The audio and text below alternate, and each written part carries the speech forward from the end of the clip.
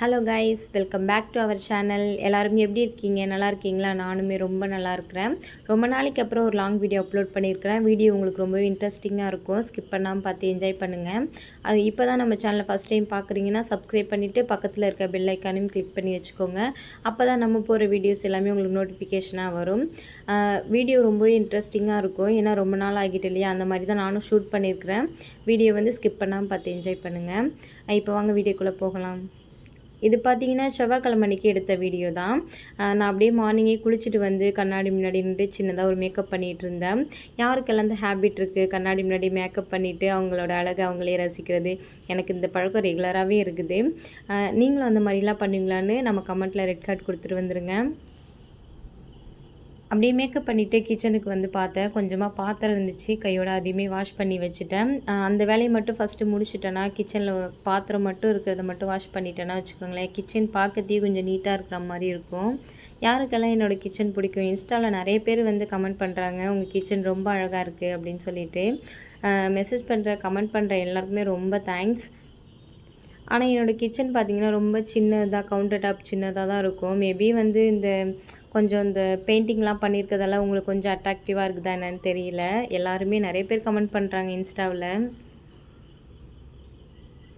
அன்றைக்கி எனக்கு மட்டும் பிரேக்ஃபாஸ்ட்டுங்கிறதால பாஸ்தா கொஞ்சம் நாளே வாங்கிட்டு வந்து வச்சுருந்தேன். சரி, அதை மட்டும் செஞ்சுக்கலான்னு சொல்லிவிட்டு அதை தான் ரெடி பண்ணிகிட்டு இருந்தேன். ஃபஸ்ட் டைம் தான் ட்ரை பண்ணியிருந்தேன். நம்மளே ஒரு ரெசிபியை செஞ்சு சாப்பிட்டு பார்ப்போமே அப்படின்னு சொல்லிட்டு ஃபஸ்ட் டைம் தான் ட்ரை பண்ணியிருந்தேன். ஒயிட் சாஸ் பாஸ்தா தான் செய்ய போகிறேன். ஃபஸ்ட்டு பாஸ்தா வந்து நான் தண்ணியில் நல்லா வந்து வேக வச்சு எடுத்துக்கிறேன். அதுக்கப்புறம் அதுக்கு தேவையான இன்க்ரீடியன்ட்ஸ் எல்லாமே நான் வந்து எடுத்து வச்சுருக்கேன்.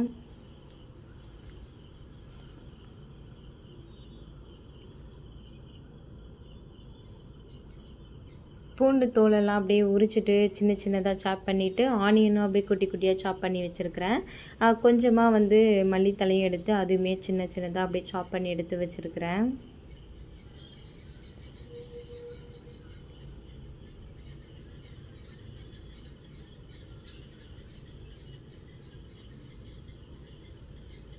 இதெல்லாம் செஞ்சுக்கிட்டு இருக்கும்போது பார்த்திங்கன்னா பாப்பா நல்லா தூங்கிட்டு இருந்தா. எனக்கும் எந்த டிஸ்டர்பன்ஸும் இல்லை வீடியோலாம் எடுக்கிறதுக்கு.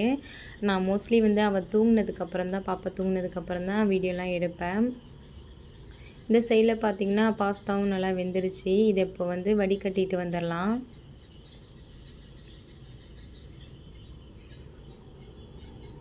பாஸ்தா வேக வைக்கும்போதே நான் கொஞ்சமாக ஒரு பிஞ்ச் அளவுக்கு உப்பு, அப்புறம் கொஞ்சமாக ஆயில் விட்டுக்கிட்டேன்.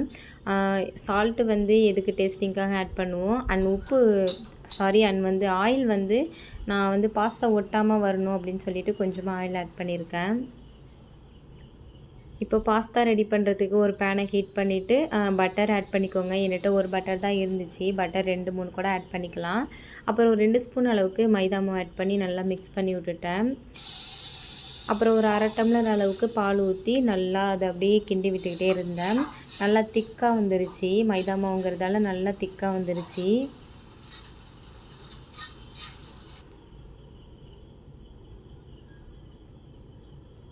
எனக்கு பார்த்திங்கன்னா ஒயிட் சாஸ் பாஸ்தா கொஞ்சம் இதாக கிரேவிங்ஸாக வராமல் எனக்கு கொஞ்சம் ட்ரையாக வந்துருச்சு. என்ன மிஸ்டேக் பண்ணேன்னு எனக்கே தெரியல. பட் ஃபஸ்ட் டைம் தானே ட்ரை பண்ணியிருந்தோம், நம்ம தானே சாப்பிட போகிறோன்னு சொல்லிவிட்டு கொஞ்சம் நான் அட்ஜஸ்ட் பண்ணிக்கிட்டே சாப்பிட்ருந்தேன்.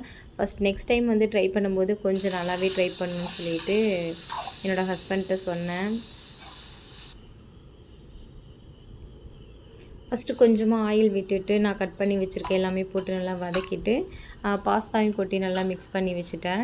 இந்த சைடில் ஒயிட் சாஸ் நான் ரெடி பண்ணி வச்சுருந்தேன் இல்லையா, அதுலேயுமே போட்டு நல்லா மிக்ஸ் பண்ணி விட்டுட்டு தேவையான அளவுக்கு உப்பும் போட்டுக்கிட்டு, அப்புறம் பெப்பர், மல்லித்தலை இதெல்லாம் போட்டு நல்லா மிக்ஸ் பண்ணி விட்டுட்டு கொஞ்சமாக எடுத்து சாப்பிட்டு பார்த்தேன். இது செஞ்சுக்கிட்டு இருக்கும்போதே அவ்வளோ ஒரு ஆர்வம், இதை சாப்பிட்ணுன்னு சொல்லிட்டு. ஏன்னா ஃபஸ்ட் டைம் வந்து சாப்பிட போகிறேன்னா ஏதாச்சும் ஒரு பொருள் மேலே அவ்வளோ இன்ட்ரெஸ்ட்டாக இருப்போம் இல்லையா, அதே மாதிரி தான் நானுமே. எப்படா அதை எடுத்து சாப்பிடுன்னு சொல்லிட்டு ரொம்ப வெயிட் பண்ணிகிட்டு இருந்தேன். ஒரு வழியாக அதை எடுத்து சாப்பிட்டு பார்த்துட்டு இனிப்பாக இருக்குமோ அப்படின்னு சொல்லிட்டு என்னோடய மைண்டில் ஃபிக்ஸ் ஆகிடுச்சு. ஒயிட் கலர் இருக்கிறதால இனிப்பாக இருக்குமோன்னு மைண்ட்லேயே ஃபிக்ஸ் ஆகிடுச்சு. அப்புறம் சாப்பிட்டு பார்த்தேன், அந்த மாதிரிலாம் எதுவும் இல்லை. நல்லா தான் இருந்துச்சு டேஸ்ட்டு ஓரளவுக்கு.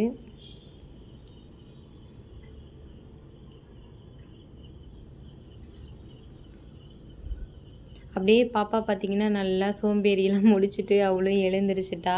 கொஞ்சம் அவளை வந்து டிவி பார்க்க வச்சுட்டு நான் அப்படியே கொஞ்சம் நேரம் பால்கனிலே உட்காந்து சாப்பிட்டுக்கிட்டு இருந்தேன். அதுக்கப்புறம் பாப்பா கொஞ்சம் அழ ஆரம்பிச்சிட்டா. சரின்னு உள்ளே போய் அவளை கொஞ்சம் என்டர்டெயின் பண்ணலான்னு சொல்லிட்டு டான்ஸ் தான் ஆடிட்டு இருந்தேன்.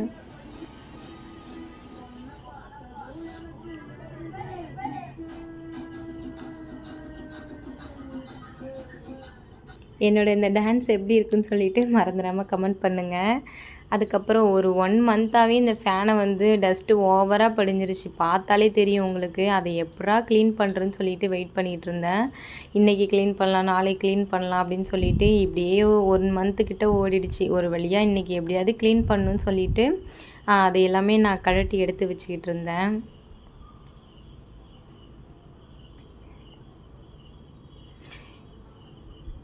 ரூமில் உள்ள டஸ்ட்டு ஃபுல்லாகவே இந்த ஃபேனில் தான் இருக்கும் போல். அவ்வளோ டஸ்ட்டாக இருந்துச்சு பார்க்குறதுக்கே. ஒரு வழியாக தனித்தனியாக கழட்டிட்டு அதை நல்லா வாஷ் பண்ணிவிட்டு அப்படியே காய வச்சுருந்தேன். சரி வெயில் அடிக்கிறது கழுவி காய வச்சிடலான்னு சொல்லிட்டு பார்த்தா அப்படியே ஃபுல்லாகவே கிளைமேட் சேஞ்ச் ஆகிடுச்சி. மழை வர மாதிரி ஆகிடுச்சி. இருந்தாலும் அப்படியே ஒரு கிளாத் வச்சு தொடச்சிக்கலான்னு சொல்லிட்டு கழட்டிட்டோம். எப்படியாவது இதை கழுவிடணும்னு சொல்லிட்டு நான் கழுவி அப்படியே வெளில வச்சுருந்தேன். நான் எந்த திங்ஸ் கழுவி வெளில அப்படியே காய வச்சுருந்தாலும் பாப்பா வந்து அதை எடுத்து ஜாலியாக விளையாண்டுக்கிட்டு இருப்பா. அதே மாதிரி தான் இப்போயும் பண்ணிக்கிட்டு இருந்தா.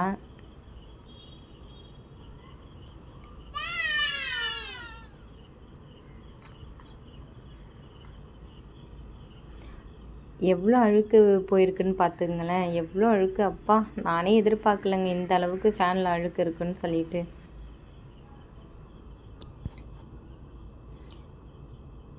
அப்புறம் அதோட பார்ட்ஸ் எல்லாமே கழுவி காய வச்சுட்டு இந்த சைடில் ஒரு கிளாத்து வச்சு ஃபுல்லாக தொடச்சி விட்டுட்டு ஹஸ்பண்ட் வந்ததுக்கப்புறம் அதை நல்லா அப்படியே ஃபிக்ஸ் பண்ணி விட்டுட்டாங்க. காற்று ரொம்ப சூப்பராக வந்துச்சுங்க. அப்புறம் ஈவினிங் போல் தான் பிளாக் எடுத்திருந்தேன். ஹஸ்பண்ட் வந்ததும் சாப்பிட்டுட்டு ஈவினிங்காக டீ போட்டு குடிச்சிக்கிட்டு இருந்தோம்.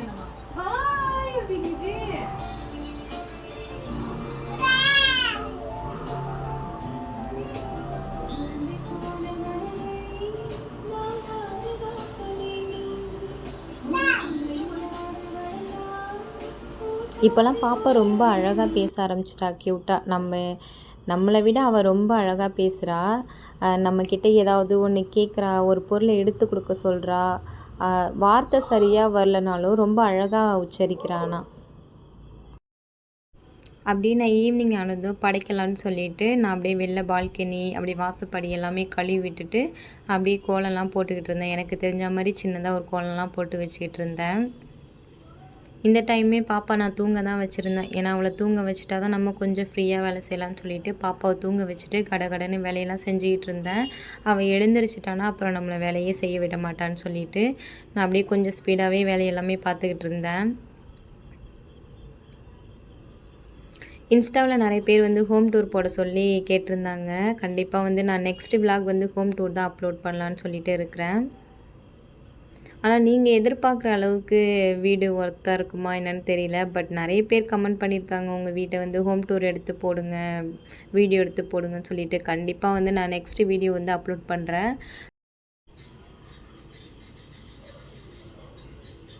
நான் சாமி கும்பிட்டுட்டு இருக்கும்போதே பார்த்தீங்கன்னா பாப்பாவும் எழுந்திரிச்சிட்டா. அப்படியே கொஞ்சம் அவளை டைவர்ட் பண்ணி விட்டுட்டு நான் சாமிக்கு படைச்சிக்கிட்டு இருந்தேன்.